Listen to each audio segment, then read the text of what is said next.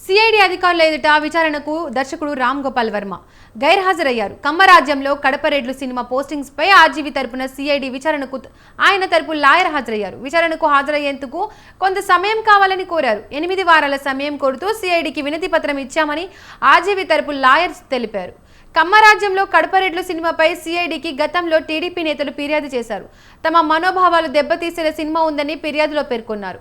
విచారణకు రాకపోతే రేపు మళ్లీ నోటీసులు ఇవ్వాలనే యోచనలో సిఐడి ఉన్నట్లు తెలుస్తోంది.